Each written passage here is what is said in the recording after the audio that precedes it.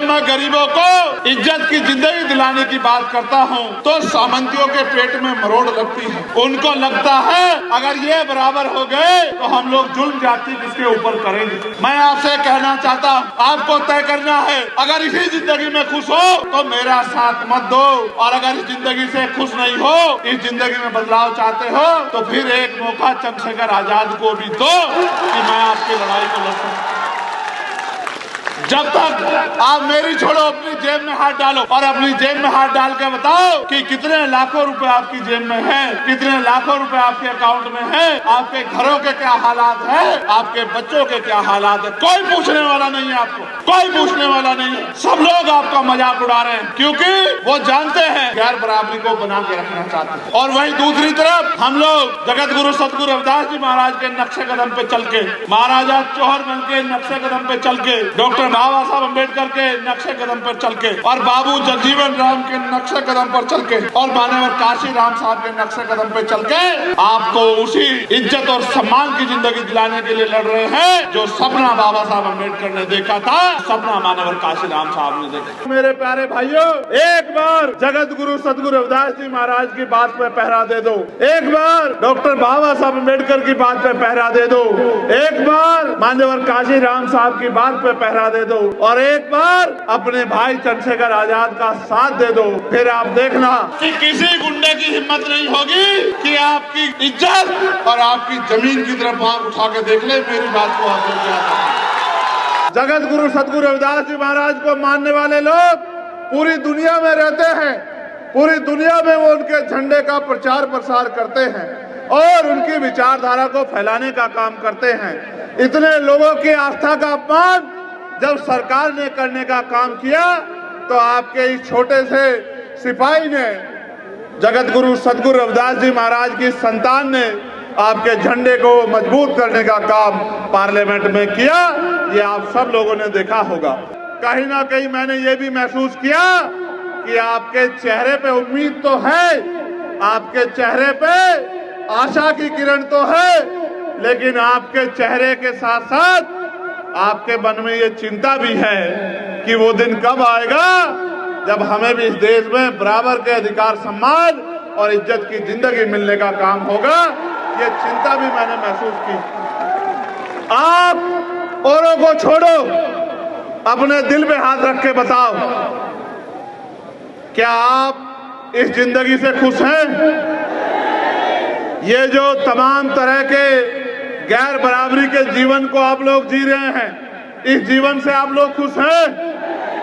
अगर खुश नहीं हो तो इसको बदलने के लिए क्या कर रहे हो, ये भी मुझे बताओ। प्रयास कर रहे हो, नहीं कर रहे हो? मैं आपका ध्यान आकर्षित करूंगा। अब आप मेरी बात को बड़ी गौर से सुन रहे हो। ऐसे समय में मैं आपका ध्यान आकर्षित करता हूं।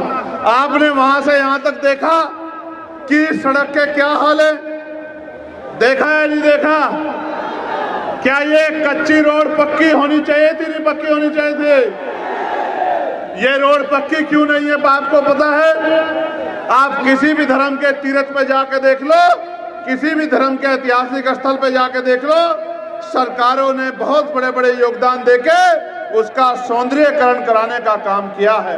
करोड़ों करोड़ों रुपए देके वहां का जीर्णोद्धार करने का काम किया है। और यहाँ आपकी लाखों की आबादी है, आपके ऐतिहासिक स्थल का जीर्णोद्धार तो छोड़ो, एक पक्का रास्ता भी बनाने का काम नहीं किया। ये तो जब इनको सूचना मिली कि मैं आ रहा हूं तो इन्होंने कच्ची पक्की सड़क जो है 3-4 दिन में निर्माण की है। ये भी कमेटी के लोगों ने की है।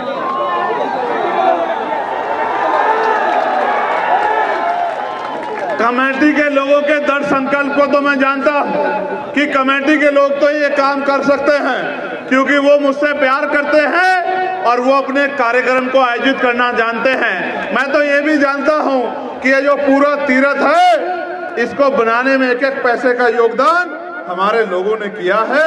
किसी और का कोई योगदान इस पैसे में, इस काम में नहीं।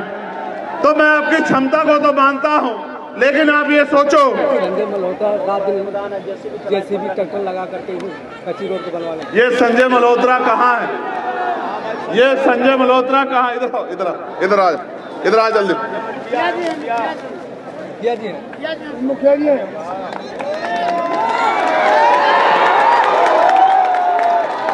ये संजय मल्होत्रा मुखिया हमारा भाई खजूरा पंचायत वाला, इसने दिन रात अपना ट्रैक्टर लगा के आपके और मेरे लिए इतनी अच्छी व्यवस्था करने का काम किया। इसके लिए जोरदार ताली बजाओ सब लोग।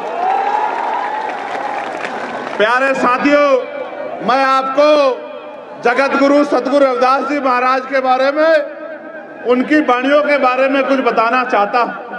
एक बार जगत गुरु सतगुरु रविदास जी महाराज जब अपनी स्थान पे बैठे हुए थे, ऐसे ही लोग जनता को उपदेश दे रहे थे, तो जनता के बीच से एक साथी खड़ा हुआ।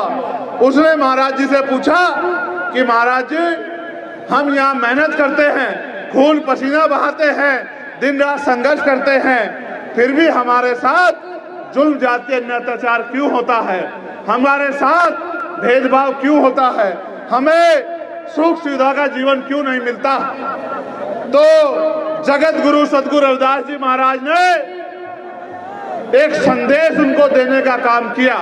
वही संदेश मैं आपको यहाँ देने का काम कर रहा हूँ। जगत गुरु जी ने कहा कि रविदास मानु सुखी बसन्नु, सुकर है दो ठाव, एक सु स्वराज माही, दूसर मरगट गांव। जगत गुरु जी ने कहा कि सुख शांति का जीवन जीने के दो रास्ते हैं। अगर जीते जी सुख शांति चाहिए तो स्वराज माही अपना राज लाओ, और अगर मरने के बाद चाहिए तो वो शमशान घाट और कब्रिस्तान में मिलेगा। अगर जीते जी इज्जत की जिंदगी चाहिए तो राजकाज लाओ। ये बात 600 साल पहले सतगुरु महाराज कह के गए, और उन्होंने कहा, जो सामने संगत थी कि महाराज जी राज तो अभी भी है, राजाओं का राज तो है, लेकिन हमारे जीवन में सुख शांति क्यों नहीं? तो महाराज जी ने कहा कि ऐसा चाहूं राज में जहां मिले सबन्नु अन्न, और छोट बड़े सब सम बसे, रविदास रहे प्रसन्न। कि राज भी नीति में होना चाहिए, ऐसा राज होना चाहिए जहां कोई छोटा बड़ा ना हो, जहां कोई ऊंच नीच ना हो, जहां कोई भय डर ना हो, जहां किसी का अपमान ना हो, सबको खाने के लिए अन्न की, तन ढकने के लिए कपड़े की, सर ढकने के लिए छत की, पीने के लिए पानी की, और तमाम तरह की व्यवस्थाएं, सुख सुविधाएं हो। और ऐसे राज को उन्होंने नाम दिया। मैंने पार्लियामेंट में भी आपको बताया था कि उन्होंने कहा कि बेगमपुरा राज होना चाहिए। जब मैंने बात कही तो मुझे कई नेताओं ने पूछा कि भैया ये बेगमपुरा राज क्या होता है? तो मैंने उनको बताया कि बेगम का मतलब होता है बिना गम का राज, जहां किसी की जिंदगी में कोई गम ना हो। ये विचार 600 साल पहले जगत गुरु सतगुरु रविदास जी महाराज पूरी दुनिया को देके गए हैं। मुझे दुख के साथ कहना पड़ रहा है, जिनके यहाँ ऐसे कुल गुरु जन्मे हो, जिस देश में ऐसे संत जन्मे हो, उस देश में 80 करोड़ लोग रोटी के लिए मोहताज हो, ये चिंता का सबब है। उसका एकमात्र कारण ये है कि आज इस देश में बेगमपुरा राज नहीं है। जहां बेगमपुरा राज है वहां जनता खुशहाल है। इसी महाराज जी की इसी बात को बाबा साहब अम्बेडकर ने भी कहा। जो बात उन्होंने कही कि स्वराज माही, उसी को बाबा साहब अम्बेडकर ने भी कहा। बाबा साहब अम्बेडकर ने क्या कहा? Political power is the master की। राजनीतिक सत्ता सारे तालों की चाबी है। Political power is the master की। इट इज द मास्टर की by which can you open and each door of your success. अर्थात राजनीतिक सत्ता के जरिए आप अपनी सारी परेशानियों का हल कर सकते हो। मैं आपको इस धाम पे खड़े होकर चैलेंज से कह रहा हूं, आप राजनीतिक ताकत बना लो। जिस चीज की तरफ हाथ आप रख दोगे वो आपके चरणों में पड़ी होगी, इस बात का यही बात मान्यवर साहब काशीराम जी ने अपनी क्लास 1 की नौकरी छोड़ के गांव-गांव जाके, घर-घर जाके लोगों को समझाने का काम किया और अपना पूरा जीवन इस हक वंचित समाज में भाईचारा पैदा करने और इनको अपने पैरों पे खड़ा करने के लिए लगा दिया। उन्होंने अपना पूरा जीवन बलिदान कर दिया, सब कुछ अर्पण कर दिया। बहुत बड़े पैमाने पे हम लोग सीख समझ नहीं पाए, उसके कारण आज भी हमारे बुरे हाल है। आप मुझसे प्यार करते हो नहीं करते हो, जरा हाथ उठा के बताओ। अगर आप मुझसे प्यार करते हो तो खुद से क्यों नहीं प्यार करते हो? जब आप खुद से प्यार नहीं करोगे तो मुझसे प्यार करने का क्या फायदा है? जब तक आप अपना भला नहीं करोगे, अपने लिए सुख सुविधा नहीं तैयार करोगे, अपने लिए इज्जत की जिंदगी तैयार नहीं करोगे, तब तक कुछ भी बदलने वाला नहीं है। मैं आपको कह रहा हूं मेरे प्यारे भाइयों, एक बार जगत गुरु सदगुरु रविदास जी महाराज की बात पे पहरा दे दो, एक बार डॉक्टर बाबा साहब अम्बेडकर की बात पे पहरा दे दो, एक बार मान्यवर काशीराम साहब की बात पे पहरा दे दो और एक बार अपने भाई चंद्रशेखर आजाद का साथ दे दो। फिर आप देखना कि किसी गुंडे की हिम्मत नहीं होगी कि आपकी इज्जत और आपकी जमीन की तरफ आंख उठा के देख ले। मेरी बात को आप लोग याद रखें। जिस दिन आप अपनी ताकत बना लोगे, ये सामंती गुंडे जो आप पे जुल्म करते हैं, ये बिलों में छुप जाएंगे और रहम की भीख मांगेंगे। जिस दिन आप अपनी ताकत बना लोगे, और जब तक आप ताकत नहीं बनाओगे, आप महसूस करके देखो जो बात मैं आपसे कह रहा हूं। गांव में गरीब और अमीर पूरा मिला जुला समाज रहता है। यहां खड़ा हुआ एक गरीब हाथ उठा के बताए कि किसी पैसे वाले ने उनका हाथ पकड़ के उनकी गरीबी दूर करने का काम किया हो। जितने लोग यहाँ खड़े हो, जरा हाथ उठा के बताओ। जो गांव में रह के आपका दुख दर्द देख के, आपके आंसू देख के, आपके फटे कपड़े देख के, आपका टूटा हुआ मकान देख के जिसका दिल नहीं पसीजता, क्या वो आपका भला कभी कर सकता है? क्या आप कभी किसी के पीछे जाके खड़े हो जाते हो, कभी किसी के पीछे जाके खड़े हो जाते हो? आपको समझ नहीं आया कि जो गांव में रह के आपके आंसू देख के आपका भला नहीं कर सकता, अपने हिस्से से एक रोटी आपको नहीं दे सकता, वो आपका और आपके बच्चों का जीवन भविष्य कैसे बनाने का काम करेगा? आपको समझ नहीं आया मेरे लोगों।